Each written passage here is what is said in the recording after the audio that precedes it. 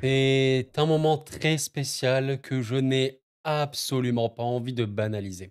C'est un moment spécial qu'on peut partager ensemble sur cette chaîne et au-delà de cette chaîne, que nous pouvons partager tous ensemble, nous amoureux de football. Ce sont les demi-finales de la Ligue des Champions et nous y sommes pour de vrai. On y est. Et bon, bah, vous en doutez, je fais ces vidéos généralement le matin même du match ces derniers temps pour exprimer mes émotions de supporter avant tout. Si vous cherchez une analyse plus approfondie, il y a déjà une vidéo qui est faite, qui est prête sur cette chaîne, qui est sortie. Aujourd'hui, nous allons évoquer les émotions d'un simple amoureux de football, d'un simple supporter comme vous, qui aimez votre club, peut-être que vous aimez justement ce PSG, peut-être que vous êtes supporter d'Arsenal et je vous souhaite, une excellente, vraiment et sincèrement, une excellente confrontation. Parce que oui, mes chers amis, mes chers camarades, nous sommes en demi-finale de la Ligue des Champions et vraiment, comme je l'ai dit en intro, je ne veux pas qu'on banalise ceci, s'il vous plaît. Ne banalisons pas ceci. Les demi-finales, les 4 dernières équipes. Je suis parti revoir un petit peu l'historique de ce PSG-là en demi. Il y a eu, dans les années 90, je n'ai pas connu cette période. Je sais que voilà, certains plus anciens s'en souviennent bien. Bon, et ben ouais, 3-0 net et sans bavure, voilà. Milan, bon, le PSG n'avait pas marqué. Il a fallu attendre des années, des années, des années plus tard, en 2020, pour voir le PSG de retour en demi et j'ai pu le vivre. Bon, j'étais pas sur YouTube malheureusement à l'époque, mais ça a été le moment le plus fort en tant que supporter parce que là, j'avais vraiment des étoiles dans les yeux, plus que maintenant, là, comme vous le voyez derrière la vidéo, je n'arrivais pas à y croire. Je vois Marquinhos marquer, Di Maria marquer, Bernat marquer, 3-0, finale de Ligue des Champions. J'étais comme le gamin que tu emmènes devant la boutique de bonbons. Voilà, tu vois un petit peu l'idée, j'étais comme un fou. Je me suis pas réveillé de ce rêve. Bon, jusqu'à la finale où on sait comment ça s'est terminé. Bon, ensuite, il y a encore eu des demi, et oui, il y a eu, Manchester City l'année d'après. Alors un PSG, malheureusement très, déséquilibré, commençait à être entré dans une ère un peu compliquée et anecdote, alors est-ce que vous le saviez ou non? Je l'ai, voilà, je l'ai appris en direct en refaisant un petit peu ce tracé. Eh bien, voyez ce match-là le 28 avril 2021, ce qui est très drôle, c'est que nous sommes quasiment à un jour près, 4 ans plus tard, jour pour jour. Eh bien ce jour-là, il y a eu le dernier but du Paris Saint-Germain en demi-finale de Ligue des Champions. Et oui, le dernier but était de Marquinhos. C'est assez dingue de se dire que dans l'histoire de ce club, un peu comme voilà Arsenal qui a évidemment vécu de grands moments, mais Arsenal non plus n'a pas gagné cette Ligue des Champions, n'a pas connu les tours les plus avancés. Bon, je ne connais pas aussi bien le tracé précis d'Arsenal comme celui du PSG, mais voilà. Pour Arsenal, j'aimerais bien que vous me dites c'était quand le dernier but en demi pour les Gunners. En tout cas, pour le PSG, c'était celui-là, Marquinhos. Et ce qui est fou, ben, quand on compare, enfin, quand on voit ce PSG Leipzig de 2020 et ce PSG City de 2021, on voit que Marquinhos a été 2 fois buteur, quasiment la même minute, tout début de match. À tout moment, il marque, peut-être sur corner, je sais pas, faute Arsenal, bon, on verra bien. Et du coup, Marquinhos a marqué 2 buts en demi de Ligue des Champions. C'est le numéro un des joueurs parisiens et les 2 autres, c'est bien, Di Maria et Bernat qui ne sont plus au club. Rendez-vous compte à quel point Marquinhos est légendaire dans ce PSG-là. Il a marqué 2 buts en demi de LDC. Bon, malheureusement, on perd ce match. Le rouge de Gay et ouais, voilà, on perd le retour, on se souvient. Je crois qu'il y avait un peu de neige, ouais, voilà, la neige. Di Maria, le carton rouge. 0 but marqué. Bon, quelques années plus tard, on est reparti en demi. Et oui, c'était l'année dernière, j'étais sur cette chaîne. On était présent pour en parler, beaucoup d'espoir. Ça s'est pas bien passé. Malheureusement, on aurait pu, vivre mieux, mais bon voilà, Dortmund a mérité également sa finale. 0 but marqué à l'aller, frustrant, pas le meilleur match au niveau de la productivité pour le PSG et bon, bah, le match retour, forcément accablant où tu tires énormément de fois, trop peu de tirs cadrés, énormément de ratés, beaucoup, beaucoup de poteaux. Je sais pas combien de poteaux il y a de Dembélé, de Mbappé et cetera. Ouais, 0 but marqué et donc nous nous retrouvons 1 an plus tard. J'ai tellement envie de rêver. Rêver, ça coûte rien. C'est vraiment ce que je dis toujours dans ces vidéos-là, rêver, ça coûte rien, donc rêvons tous ensemble. Peut-être que le réveil, sera très douloureux, peut-être, mais au moins on aura eu la beauté, la volonté et simplement la conviction d'y croire, tout simplement. Et j'ai envie de croire, j'ai envie de rêver. Arsenal est un immense adversaire. Voilà, j'ai une vidéo adaptée, enfin, vidéo analyse sur ce club que je vous invite à aller voir. Elle est disponible sur la chaîne, elle est sortie, hier à l'heure où je m'exprime. Ouais, c'est, des très, très grands joueurs. C'est une grande équipe le PSG, dans les faits, n'a jamais battu Arsenal. Alors OK, ils ne sont pas affrontés, masse et masse fois. Bon, il y a eu, en 2016-2017, on s'en souvient, en poule de Ligue des Champions, 2 matchs nuls, OK, et on s'en souvient en début de saison, lors, du match à l'Emirates, le club, d'Arsenal avait remporté, 2-0 cette confrontation. Bah, écoutez, il faudra, écrire cette histoire-là pour le PSG, hein. Est-ce qu'ils sont capables de renverser enfin cette équipe? C'est fou, ces 2 équipes vont tellement se donner, elles n'ont jamais remporté la Ligue des Champions. Ça me hype encore plus de me dire: Tu peux enfin, évidemment, moi, je souhaite plus que tout que le PSG aille au bout, mais tu te rends compte qu'on aura un club qui ne l'a jamais gagné en finale. Purée, c'est une excitation vraiment qu'on ressent rarement, je trouve. Je sais pas ce que vous en pensez. Il y a un club qui se battra en finale, qui donnera absolument tout ce qu'il a pour remporter le trophée qui lui manque. Face à 2 clubs qui l'ont remporté. Le Barça l'a remporté, 5 fois, je pense, et l'Inter, 3 fois, peut-être 4. Je pense plutôt 3. Vous voyez un peu l'idée. Donc bon, c'est magnifique, c'est merveilleux et voilà, l'intro elle a duré, plus de 6 minutes. J'ai même pas dit à quoi sert cette vidéo. Bah, voilà, simplement, vous avez compris, à exprimer ses émotions. Je vous invite comme d'habitude à l'exprimer également en commentaire. J'ai fait ces genres de vidéos avant Aston Villa, avant Liverpool, également avant Manchester City où tu étais, au bord du précipice et j'ai vu vos réactions, vos commentaires. Je vous invite, à les donner, je les lirai tranquillement et on se retrouvera évidemment comme toujours. On fait ça maintenant depuis des mois en live pour cet avant-match, pour discuter tous ensemble. Qu'importe qui vous supportez, on est là pour parler foot et pour parler d'anecdotes. Voilà, quand on parlait de Liverpool, j'avais quelques supporters de Liverpool sur la chaîne qui m'évoquaient les grands moments, dont un qui se reconnaîtra, l'épopée 2005, la remontada lors de la finale, le miracle d'Istanbul. Voilà, c'est ça aussi qu'on aime, les gars. On parle football. Donc voilà, n'hésitez pas et dans cette vidéo, on reviendra un peu sur les déclarations qu'il y a eu aussi, bah, de part et d'autre. Arteta s'est exprimé, Luis Enrique s'est exprimé, également Vitinha. Je vous reparlerai un petit peu des compositions. Est-ce qu'on serait pas, bon voilà, comme je l'avais un petit peu montré, lors de ma vidéo analyse sur une compo comme ça, enfin voilà, bref, discutons un petit peu de ce match-là et hypons-nous, montons, faisons monter un petit peu cette excitation. J'insiste sur ce point-là, ne banalisons pas. À un moment, je pense que si on banalise ça, une demi de Ligue des Champions, si on est en mode: «Ouais, mais vas-y, bon, il faut pas trop se hype ou quoi», alors c'est votre droit, il y a pas de problème, honnêtement, je respecte totalement. Personnellement, je considère que c'est des moments tellement rares, c'est tellement compliqué de jouer ces derniers tours et encore plus des finales, que j'ai envie de vivre ces moments avant les matchs à fond et monter, penser, me dire: «Purée, c'est bon, on vit ces moments» et voilà, on partage ça tous ensemble, tout simplement. Bref, voyons un petit peu ce qui s'est dit. J'ai vu notamment, certaines choses. Voilà, très, très beau visuel, généralement, je cherche un petit peu un visuel ici d'instant foot, très, très beau. Le PSG à 180 minutes d'une finale de la Ligue des Champions. 180 minutes, attention, ça peut être plus. Est-ce que vous voyez des prolongations dans ce match-là? Non, mais attendez les gars. Eh franchement, celui qui me sort la stat, c'est un malade. Quand est-ce qu'il y a eu des prolongations en Ligue des Champions pour le PSG au Parc des Princes? J'ai bien dit au Parc des Princes parce que là, comme ça, je l'ai pas. Alors, peut-être, mais j'ai oublié. Il y a déjà eu des prolongations ailleurs, on sait à l'extérieur, Chelsea, bon, très récemment, bah, Liverpool, mais prolongation au Parc des Princes, comme ça récemment, je l'ai pas. Donc n'hésitez pas, j'avoue que ça serait, très, très drôle de retrouver ça. En tout cas, voilà, de part et d'autre, ils se sont exprimés évidemment les principaux acteurs pour, cette confrontation. Arteta, que vous connaissez évidemment, coach d'Arsenal qui a été assez incroyable, joueur, j'allais dire entraîneur du PSG. Non, il n'est pas entraîneur du PSG. Est-ce qu'il le sera un jour?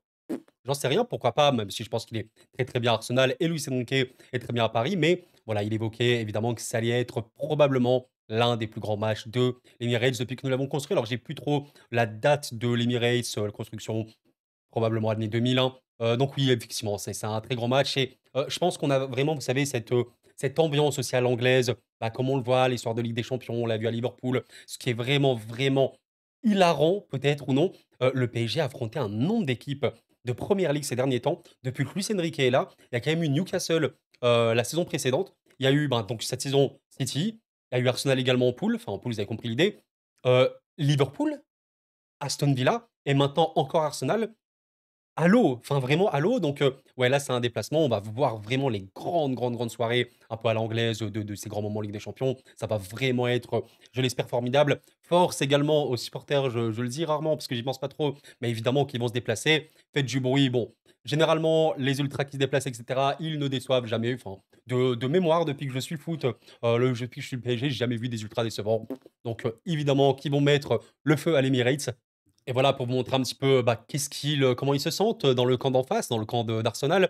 Les joueurs, se disent: «Oui, on peut les battre ces gars-là et être meilleurs qu'eux».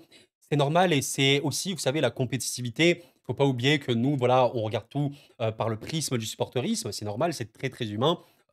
Vous supportez un club, bah, vous pensez à votre club et comment voit votre club. Les autres, entre guillemets, je vais pas dire on s'en fout, mais juste on n'y pense pas et on se met pas forcément à leur place. Mais à ce niveau-là, Barça, Inter, Arsenal et PSG, les 4 équipes sont convaincues de pouvoir aller au bout. Les 4 équipes sont convaincues de tout gagner, remporter tous les matchs et aller au bout. Et forcément, ce genre de discours, il est pas du tout choquant, pas du tout irrespectueux ni rien. Voilà, ils ont le sentiment de pouvoir, battre le PSG, être meilleur que le PSG. C'est le sentiment qu'ils ont depuis, le Real Madrid où ils ont, bah, remporté les 2 matchs aller-retour 5-1. 5-1 au cumulé. Alors évidemment, on se souvient le doublé, loulou loulou, un petit peu foufou de Declan Rice, hein, évidemment exceptionnel. Mais voilà, en tout cas, il conclut par dire: «Je les regarde dans les yeux, ces joueurs», il parle de ces joueurs «et ils sont impatients de jouer demain» et je suppose que c'est strictement et littéralement la même chose côté PSG. En plus avec vous savez, bah, comme on l'a évoqué, hein, beaucoup de fois ces derniers temps, il y a une baisse de régime côté PSG. Alors évidemment, il y a quelques petits matchs nuls côté Arsenal et cetera, mais c'est une saison en demi-teinte. En première ligue, globalement, ça reste de très, très haut niveau. Ils ont très, très peu de défaites. La dernière, peut-être, c'était contre West Ham. Mais c'est vrai que depuis ces derniers matchs, notamment les 4 derniers matchs pour le PSG, bon, factuellement, il y a une victoire face au Havre. Sinon, il y a 2 défaites, dont une très récemment, bah, la dernière face à Nice. Donc je pense même côté PSG, il y a cette motivation naturelle, mais également de se dire, tu veux aller à l'Emirates aussi pour prendre ta revanche, bah, lors du premier match, aussi pour te remettre en confiance, en condition et montrer que non, tu n'es plus finito, tu n'es pas finito. Ouais, le temps fort du PSG est passé, le PSG est redevenu nul, machin. Non, je pense qu'il y a aussi cet ego normal. C'est des professionnels, oui, mais c'est des méga passionnés. Nous, les supporters, on aime le football. Bah, je vous laisse imaginer les joueurs de foot. Est-ce qu'ils aiment le foot? Peut-être pas 100%, on le sait, hein, il y a toujours des exceptions, mais la large majorité des footballeurs, surtout au plus haut niveau, ils aiment le football et ils ont cœur à montrer, surtout quand ils sont jeunes. Assez dingue de se dire que, ouais, les 22 joueurs alignés, potentiellement, eh, globalement, ils sont très, très jeunes. Ils sont vraiment très jeunes. Bon, côté PSG, on le sait, c'est une des équipes les plus, jeunes d'Europe, mais voilà, côté, Arsenal, pardon. Bon, Saka est très, très jeune. Timber, il est jeune. Ou Lewis Kelly, s'il vous plaît, il est vraiment extrêmement jeune pour le coup. Il y a des joueurs d'expérience, on sait bien, avec Trossard qui risque d'être titulaire. Odegaard, il reste quand même très jeune. Rice, etc., un peu plus d'expérience. Donc, c'est beau. Hein, ça va être aussi des joueurs ben, qui n'ont jamais gagné, c'est ça qui est aussi intéressant. Dans ce 11 parisien qui a remporté la Ligue des Champions, Hakimi peut-être. Mais alors, j'avoue, je sais même plus. Ben, forcément, Hakimi avec le Real. Mais je sais même plus s'il avait joué et par contre côté Arsenal, bah, je crois que personne n'a remporté la Ligue des Champions. Des anciens joueurs, non. Il y a peut-être, Jorginho qui l'a remporté sûr avec, Chelsea. Mais à part ça, bah, vous voyez, il y a vraiment ouais, c'est un tout. C'est ça qui est super méga intéressant, c'est fou. Donc voilà, les propos côté Arsenal, je pense que vous les comprenez, ils sont totalement normaux, et comme ceux du PSG. En tout cas, voilà, notre cher Vitinha qui est critiqué ces derniers temps, qu'on peut comprendre, on y reviendra évidemment. Vitinha, est-ce qu'il baisse un peu de régime? Est-ce que défensivement c'est un peu plus compliqué? Machin, il s'exprime hein, d'ailleurs sur ça. Ça reste un joueur qui est élite sur certains points du football, les points clés, hein, c'est-à-dire vraiment arriver à bien conserver le ballon, arriver à résister sous pression, arriver à créer, un tempo plus calme pour justement repartir dans une phase de possession et recontrôler une partie, donc il est extrêmement crucial dans ça. Il peut s'améliorer, encore heureux. Voilà, en tout cas, il promet aux supporters parisiens de tout donner face à Arsenal. Je n'ai pas de doute là-dessus et d'ailleurs, je pense que c'était, des propos que tenait, Luis Enrique, hein, il y a quelques semaines, mois de cela. Il disait: «Je peux vous garantir que le PSG ne sera jamais éliminé de la Ligue des Champions par peur». Si on est éliminé, en gros, bah, c'est que voilà, on aura quand même tout donné et c'est aussi, ce qui est très, très important. Évidemment qu'on aimerait tous gagner, mais on aimerait également voir des joueurs qui se battent pour le maillot, des joueurs qui donnent vraiment tout, très factuellement. Donc voilà, il promet aux supporters parisiens de tout donner. Je suis sûr que si l'on donne tout ce qu'on a, on pourra sortir la tête haute et avec fierté et j'espère avec la qualification évidemment. On promet à nos supporters qu'on va tout donner. on aime cette équipe. Je pense que voilà, je pense que côté Arsenal, ils aiment énormément leur équipe, normal.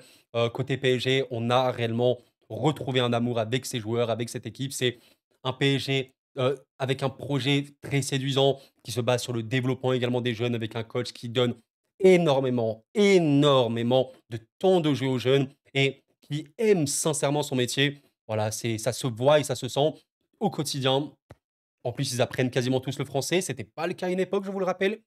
Magnifique, franchement, c'est magnifique. Bon voilà, on lui avait posé évidemment une question sur, sa période moins bien, comme quoi voilà, il était un peu en méforme. Il a évidemment évoqué que oui, c'est vrai, il a un coup de moins bien, mais ça arrive, c'est humain. En tout cas, il fait tout pour aller mieux, je suis pas inquiet. En grosso modo, le développement qu'il dit, que c'est aussi, normal dans la vie, j'allais dire d'un humain de manière générale et encore plus dans la vie d'un footballeur professionnel de haut niveau. Vous savez, c'est comme les plus grands joueurs de l'histoire, même de l'histoire moderne, vous prenez Messi, vous prenez Ronaldo, vous le savez, tout aussi bien que moi, même Messi et Ronaldo, aussi légendaires, soient-ils, ils ont eu des périodes où ça allait moins bien, factuellement, d'un point de vue individuel, même si le collectif, allait bien. On a déjà vu Ronaldo ne pas marquer pendant plusieurs matchs, vraiment des grosses disettes.